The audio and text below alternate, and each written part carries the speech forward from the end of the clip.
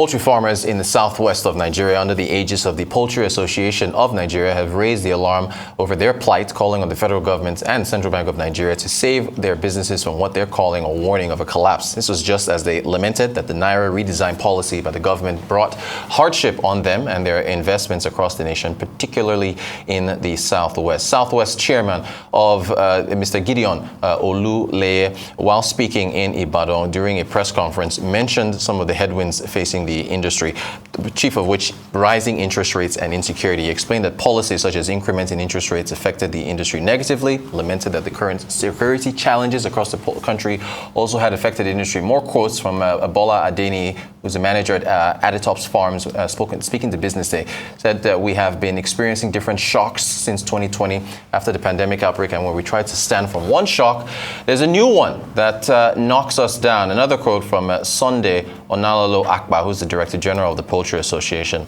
of Nigeria. He said, from exchange rate volatility to the high cost of feeds, to supply chain disruption, to smuggling, and the current low consumer demand induced by accelerating inflation and Naira scarcity, it has been a chain of problems for the poultry industry since 2020. So a number of issues there.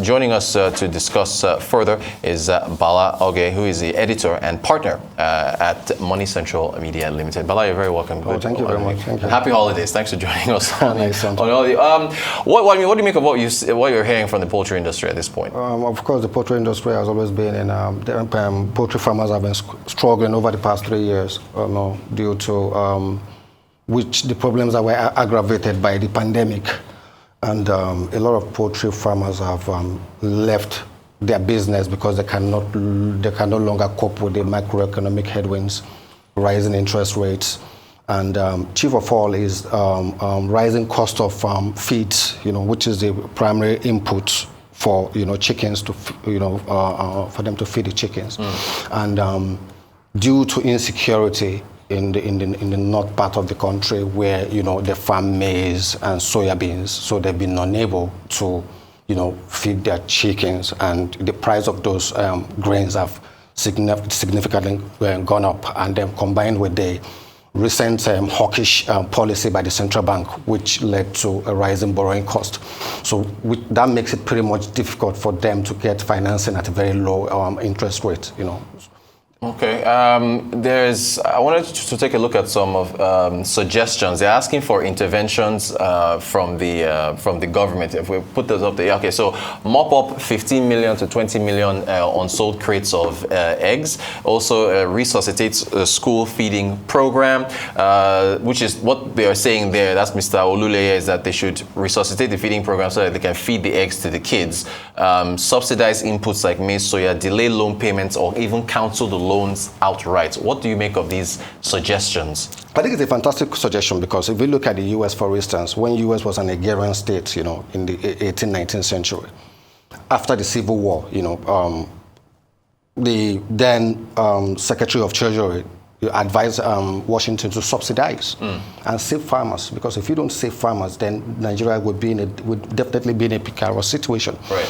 In countries like Japan and what have you, they subsidize food. I would prefer government to subsidize the food that I eat than subsidize the food that I buy. Okay, well, see that you preempted my next question, because I was going to ask. I mean, subsidy is almost a negative word, a pejorative in Nigeria. So they're now on the right page, On the right page. So you would say switch the fuel subsidies over to the food subsidies for them. For them, and for even rice, or rice as well. Rice as well. Yeah, did you saw the Jollof Index headlines from yesterday? How it's cooking a pot of jollof rice at a 7-year high under this administration. And it's a staple food. A staple food, right? So can we afford that? Because can we afford another subsidy, or is to switch fuel to food?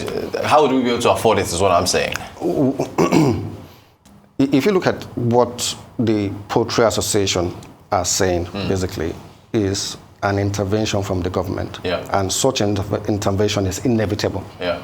Because if the industry collapses, then we're all going to be in trouble. Right. You know what I'm saying? So either in the form of subsidy or in the form of government intervening, buying those eggs, so that the farmers can sell at a relatively cheaper price, to the final consumers. Yeah. Okay. Well, we're talking all food today. We've talked chicken. Let's talk drinks, alcoholic drinks, breweries. If I want to take a look at, particularly I want to get your thoughts on Guinness and Nigerian breweries. I think Guinness yesterday closed flat, 70 naira on the exchange. So far this year, I think its return is about 1% or so. Then Nigerian breweries, I think that was down yesterday. About 14 basis points down. So far 11% year to date, a negative return year to date. What's your take on the brewery sector? And I guess maybe these particular. Let me start with the whole brewery sector. What's your take on the brewery sector? On the NGX? On the NGX, basically the brewers basically have been facing severe challenges due to rising cost of production, intense competition. And the hawkish monetary policy by the central bank. However, these brewers have been able to surmount the challenges. For instance, I'll pick Nigerian Guinness, for instance. Okay. Guinness has been doing tremendously well in the spirit segment because it's the only producer of spirits amongst, in the brewery and beverage industry. Yeah. So that gives it a leeway.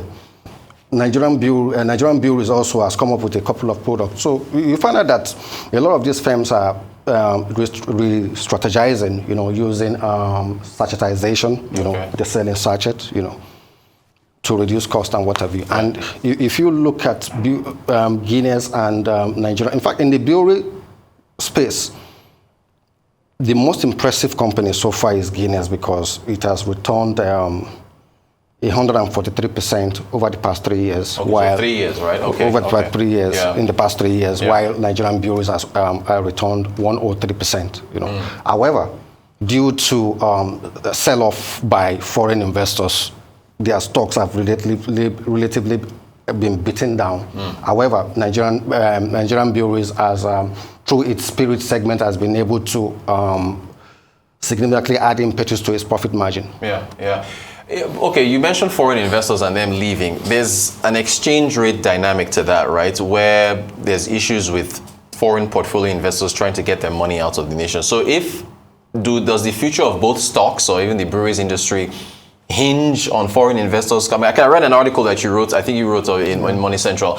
Does it hinge on them coming back? Of course it hinges a lot because if you look at the Nigerian equity market, for instance, it's been dominated by local investors over the period of time. Yes. And the foreign investors bring in the bulk of the money. They will definitely come back if policymakers change the dynamics or change the tweak the foreign exchange policy, because it is the opaque or nebulous foreign exchange policy that really made them repatriate their money back. But if the incoming government, if investors have confidence in the incoming government, then we're going to see a situation whereby the foreign investors are going to come back. And one of the stocks they'll be looking at Guinness and Nigerian Breweries because these two firms have, multinational parents. They have national parents like Diageo owns stake in Guinness and Heineken with and if you look at Guinness, for instance, it's also for Guinness to source FX through its parent companies. Same with Nigerian Breweries, So these are, they are the cream of the crop in the brewery sectors.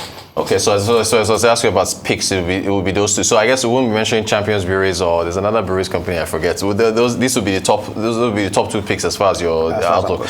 So what about the general NGX as far as the rest of this year is concerned? Do you think it's going to trade? Is the market also going to reflect what's the catalyst of foreign investors for Nigerian breweries and Guinness to where the whole market also would depend on foreign investors coming back? Yeah, the whole market, of course. Yeah. They're definitely going to because you know that we have the bellwether firms. Yes. MTN, Dangote, Nigerian Breweries, Hotel, Seplat. Yeah. So those particular picks tell you where things are going. Things are going because they make up close to 60-70% of the market. I want to ask you about the depth of the market, but we're out of time. Bala Augie, editor and partner at MoneyCentral Media Limited. Thank you so much for joining us. Appreciate your time.